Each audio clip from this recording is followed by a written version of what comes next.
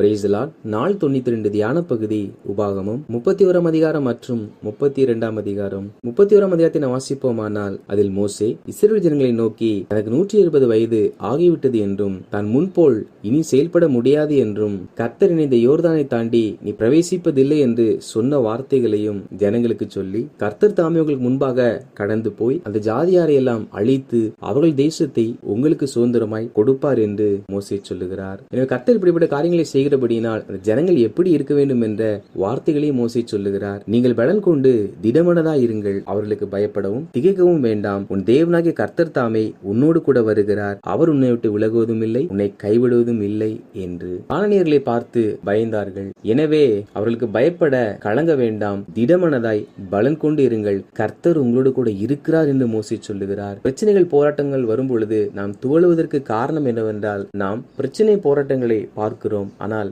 அதை காட்டிலும் பயங்கரமானவர், சர்வ வல்லமையுள்ளவர் நம்மோடு கூட இருக்கிறார். எனவே தேவன் நம்மோடு கூட இருக்கிறபடியினால் நாம் எதற்கும் கலங்கவும் வேண்டாம், பயப்படவும் வேண்டாம். நம்மை ரட்சித்தவர் ஒரு நாளும் நம்மை கைவிட மாட்டார். மேலும் மோசே யோசுவாவை நோக்கி ஜனங்களுக்கு என்ன சொன்னாரோ அதேதான் யோசுவாவுக்கும் சொல்லுகிறார். அப்படி என்றால் ஜனங்களைப் போல ஊழியக்காரர்களுக்கும் சில ஆலோசனைகள் தேவைப்படுகிறது. எனவே ஊழியத்திற்கென்று அழைக்கப்பட்டவர்கள் மூத்த ஊழியக்காரருடைய ஆலோசனைகளை, வார்த்தைகளை கனப்படுத்தி அதற்கு கீழ்ப்படுகிறவர்களாய் காணப்பட வேண்டும். மேலும் இதில் கர்த்தர் தாமே உனக்கு முன்பாக போகிறவர் என்பதாக மோசே சொல்லுகிறார். அப்படி என்றால் இவர்கள் யுத்தத்திற்கு செல்வதற்கு முன்பாகவே கர்த்தர் அங்கே கடந்து சென்று ஜனங்களை முறியடித்து இவர்களை சுதந்திரிக்க மாத்திரம் செய்கிற தேவனாய் இருக்கிறார். என பிரச்சனையை கண்டு நாம் கலங்க வேண்டுவதில்லை. நம் கர்த்தர் பிரச்சனைகளுக்கு முன்பாக அவர் சென்று இந்த பிரச்சனைகளை ஒன்றுமே இல்லாமல் மாற்றி நாம் பார்க்கிற பிரச்சனைகளில் நாம் சிக்கிக் கொள்ளாதபடிக்கு அவர் அதில் முற்றுமை ஜெயத்தை கொடுத்து வழிநடத்துகிற நல்ல தேவனாய் இருக்கிறார்.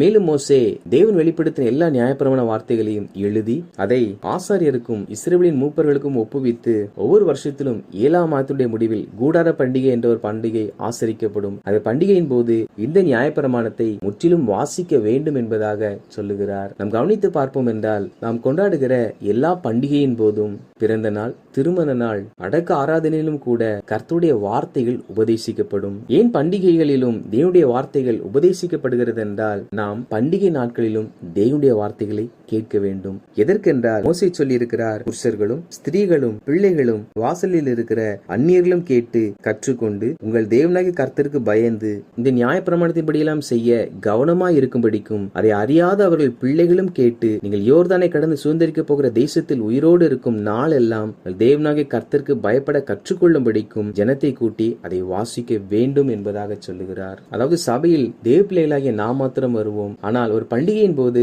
சபைக்கு வராத, ஆண்டவராக இயேசுவை அறியாத அநேகர் வருவார்கள். அவர்களும் ஆண்டவராக இயேசு கிறிஸ்துவை குறித்து அறிந்து கொள்ள வேண்டும் என்பதற்காகவே எல்லா சுப நிகழ்வுகளிலும் துக்ககரமான நிகழ்வுகளிலும் கர்த்தருடைய வார்த்தையானது உபதேசிக்கப்படுகிறது. இதற்கு பிற்பாடு கர்த்தர் மோசேயினிடத்தில், மோசே மரித்த பிற்பாடு இந்த ஜனங்கள் தன்னை விட்டு வேறு தேவர்களை பின்பற்றுவார்கள் என்பதாக இந்த ஜனங்களுடைய பின்மாற்றமான வாழ்க்கை குறித்து, பின் சம்பவிக்கிற காரியங்களை குறித்து மோசேக்கு வெளிப்படுத்தினார். அதை கர்த்தர் ஒரு பாடலாகவே எழுதி மோசேயிடத்தில் கொடுத்து இதே அவர்கள் முன்பாக பாடும்படிக்கும் சொன்னார். மோசே தான் முன்பு எழுதின நியாயப்பிரமாண வார்த்தைகளை லேவியர்கள் கரத்தில் ஒப்பு கொடுத்து இஸ்ரவேல் ஜனங்களை, ஆசாரியர்களை மோசே கடினமாய் திட்டுவதை நம்மால் இதில் வாசிக்க முடியும். இவர்கள் பிற்காலத்தில் எப்படி இருப்பார்கள் என்பதை கர்த்தர் மோசேக்கு வெளிப்படுத்தி இருக்கிறார். அதே போலதான் நம்முடைய வாழ்க்கையில் நாம் பிற்காலத்தில் எப்படி இருப்போம் என்பதையும், நமக்கு வருகிற ஆபத்துகள், நம் வாழ்க்கையில் கர்த்தர் செய்கிற சில எல்லாவற்றையும் கர்த்தர் நமக்கென்று நியமிக்கப்பட்ட தெய்வ மனிதரிடத்தில் வெளிப்படுத்துவார். எனவே அவர்கள் சொல்லுகிற நல் வார்த்தைகளுக்கு, திவ்ய வெளிப்பாடுகளுக்கு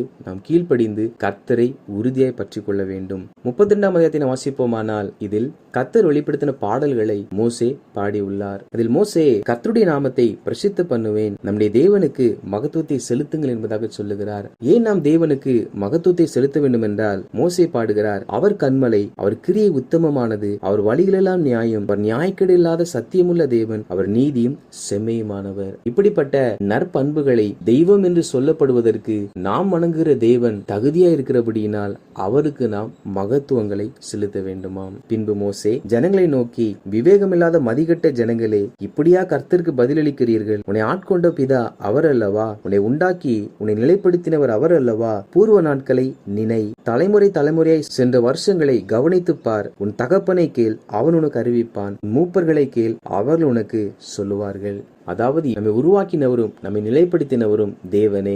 எனவே நாம் பூர்வ காலத்தை நினைக்க வேண்டும். சென்ற வருஷத்துக்கும் இந்த வருஷத்திற்கும் கர்த்தருடைய வாழ்க்கையில் எத்தனை நன்மைகளை செய்திருக்கிறார், அதை நினைத்து பார்க்க வேண்டும். நம் பெற்றோரை கேட்க வேண்டும். சபையின் மூப்பரிடத்தில் விசாரிக்க வேண்டும். நம் குடும்பம் ஒரு காலத்தில் எப்படி இருந்தது, நம் நிலை எப்படியா இருந்தது, இப்பொழுது கர்த்தர் நம்மை எப்படி வைத்திருக்கார் என்பதை நாம் நினைக்கிறவர்களாய் காணப்பட வேண்டும். காரணம், இவைகளை மறக்கிறவர்கள் தான் கர்த்தரை மறந்து வேறு தேவர்களை பின்பற்றுவார்கள். மேலும் மோசே பாலான் நிலத்தில் ஊளையிடுதல் உள்ள வெறுமையான அவாந்திர வெளியிலும் அவர் அவனை கண்டுபிடித்தார், அவனை நடத்தினார், அவனை உணர்த்தினார், அவனை தமது கண்மணியைப் போல காத்தருளினார். அதாவது இந்த இஸ்ரவேல் ஜனங்கள் ஒரு காலத்தில் எப்படி இருந்தார்கள் என்றும் கர்த்தர்களை எப்படி நடத்தினார் என்றும் இதில் சொல்லப்பட்டிருக்கிறது. அவர்கள் பாலான நிலத்தில் எதற்கும் பயன்படாத நிலம், ஊளையிடுதல், இவர்கள் எகிப்திலே ஒவ்வொரு நாளும் பிரச்சனை நிமித்தமாக கண்ணீர் விட்டு கதறி கொண்டிருந்தார்கள். வெறுமையான, அப்படி என்றால் இவர்களிடத்தில் எது ஒன்றுமே இல்லை. அவாந்திர வெளி என்றால் அங்கே அது எதற்குமே பயன்படாத நிலம். இப்படிதான் இஸ்ரவேல் ஜனங்கள் எகிப்தில் இருந்தார்கள். ஆனால் அப்படிப்பட்டவர்களை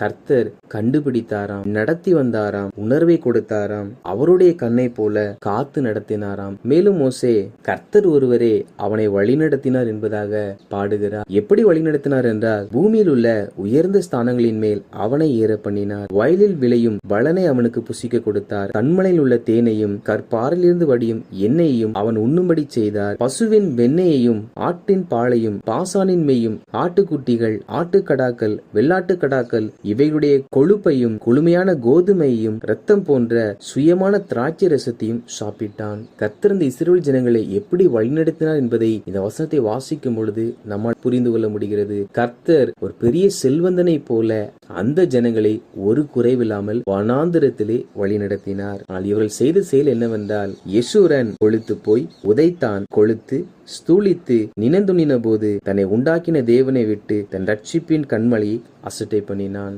இரண்டாவதாக இவர்கள் என்ன செய்தார்கள் என்றால், அந்நிய தேவர்களால் அவருக்கு எரிச்சலை மூட்டினார்கள், அருவருப்பானவைகளினால் அவரை கோபப்படுத்தினார்கள். மூன்றாவதாக, உன்னை ஜெனிப்பித்த கண்மலை நீ நினையாமற் போனாய், உன்னை பெற்ற தேவனை மறந்தாய். இப்படி இஸ்ரவேல் ஜனங்கள் தேவனை அசட்டை பண்ணி அந்நிய தேவனை நாடி ஒன்றான மேதேவனை மறந்தபடியினால் தீங்குகளை அவர்கள் மேல் குவிப்பேன். அவர்கள் பசியினால் வாடி எரிபந்தமான உஷ்ணத்தினாலும் கொடிய வாதையினாலும் மாண்டு போவார்கள். துஷ்ட மிருகங்களின் பற்களையும் தரையில் ஊறும் பாம்புகளின் விஷத்தையும் அவர்களுக்குள் அனுப்புவேன். வெளியிலே பட்டயமும் உள்ளே பயங்கரமும் வாலிபனையும் கன்னிகையையும் குழந்தையும் நரைத்த கிழவனையும் அழிப்பேன். அதாவது தங்களுக்கு இவ்வளவு செய்த தேவனை அவர்கள் மறந்து விலகுகிறபடியினால் பிற்காலங்களில் இந்த காரியங்கள் எல்லாம் அவர் மேல் செய்வேன் என்பதை மோசே பாடலாகவே பாடி காண்பிக்கிறார். நம்முடைய வாழ்க்கையிலும் தாழ்வானிலிருந்து நம்மை கர்த்தர் ரட்சித்திருக்கிறார். நாம் பெற்ற எல்லா நன்மைகளும் அவர் நமக்கு கொடுத்தது. நம்மை இவ்வளவு உயர்த்தின தேவனை ஒரு நாளும் நாம் மறக்கிறவர்களாக காணப்படக்கூடாது. மேலும் இஸ்ரவேல் ஜனங்களுக்கு வரப்போகிற தண்டனைகளை குறித்தும் கர்த்தர் மனம் திறந்து பேசின வார்த்தைகளையும் மோசே இந்த பாட்டின் மூலமாய் வெளிப்படுத்தி இருக்கிறார். இந்த பாடலை பாடி முடித்த பிற்பாடு மோசே எல்லா ஜனங்களையும் நோக்கி, இந்த நியாயப்பிரமாண வார்த்தைகளின்படி எல்லாம் உங்கள் பிள்ளைகள் செய்யும்படி கவனமாய் இருக்க நீங்கள் அவர்களுக்கு கற்பிக்கும்படி நான் இன்று உங்களுக்கு சாட்சியை ஒப்புவிக்கிற வார்த்தைகள் எல்லாம் உங்கள் மனதிலே வையுங்கள். இது உங்கள் ஜீவனாய் இருக்கிறது. நீங்கள் சுதந்திரித்துக் கொள்ளும்படி யோர்தானை கடந்து போய் சேரும் தேசத்தில் இதனால் உங்கள் நாட்களை நீடிக்க பண்ணுவீர்கள். அதாவது கர்த்தர் சொன்ன வார்த்தைகளை மனதில் வைத்து அதன்படி வாழ வேண்டுமாம். காரணம், தேவனுடைய வார்த்தை என்பது நம்முடைய ஜீவனுக்கு வேண்டியது, நம்மை நீடித்த நாட்களாய் வாழ பண்ணக்கூடியது. எனவே பிரசங்கம் என்பது ஒரு கதை அல்ல. அவைகள் நம்முடைய ஜீவனுக்கும் நாம் நீடித்த நாட்களாய் வாழ்வதற்கும் மிகவும் பிரயோஜனமானவை. எனவே இந்த பயபக்தியோடு கூட நாம் தேவனுடைய வார்த்தையை கேட்கிறவர்களாய் காணப்பட வேண்டும். மேலும் கர்த்தர் மோசே கானான் தேசத்திற்குள் பிரவேசிக்காதபடியினால் மலையின் மேல் ஏறி அந்த தேசத்தை பார்க்கும்படி ஒரு வாய்ப்பை ஏற்படுத்தி கொடுக்கிறார். மோசே ஒரு சிறிய காரியத்தில் செய்த ஒரு சிறிய தவறின் நிமித்தமாக கர்த்தர் அவரை கானான் தேசத்திற்குள் அனுமதிக்கவில்லை. நம்முடைய வாழ்க்கையிலும் கூட அது சிறியதாய் நம்முடைய மனதிற்கு தோன்றலாம். ஆனால் நாம் எவையெல்லாம் கர்த்தரை விட்டு மீறுகிறோமோ ஒரு நாளும் கர்த்தர் அந்த காரியத்தில் நம்மை நம்ப மாட்டார். எனவே நாம் எந்த ஒரு பாவத்திற்கும் நம்முடைய வாழ்க்கையில் இடம் கொடாமல் பாவத்தை வெறுத்து தள்ளுவோம். கர்த்தருடைய வார்த்தைக்கு முழுவதுமாய் கீழ்ப்படிவோம். செய்வோம். வாசித்த இந்த அதிகாலையின்படி கர்த்தருடைய ஜனங்களாகிய நாம் எதற்கும் பயப்படாமல் ஆண்டவரை கர்த்தர் நம் முன்பாக செல்லுகிறபடியினால் அவர் பார்த்து கொள்வார் என்று அவரை விசுவாசித்து எல்லா பண்டிகைகளிலும் நாம் குடும்பமாய் கலந்து கொண்டு தேவ மனிதர்கள் நமக்கு சொல்லுகிற தேவனுடைய ஆலோசனைகளுக்கு செவி கொடுத்து கர்த்தருடைய மகத்துவங்களை போற்றி பாடி கர்த்தர் நமக்கு செய்த எல்லாவைகளையும் நினைத்து தாழ்வில் நம்மை நினைத்தவரை மரண பரியந்தம் பற்றி கொண்டு அவருடைய வார்த்தைகளை கை கொள்ளுவோம். அப்பொழுது ஆண்டவராய் கர்த்தர் நம்மை ஆசீர்வதிப்பார், நமக்கு ஜீவனையும் நீடித்த நாட்களையும் கட்டளையிடுவார். ஆமேன்.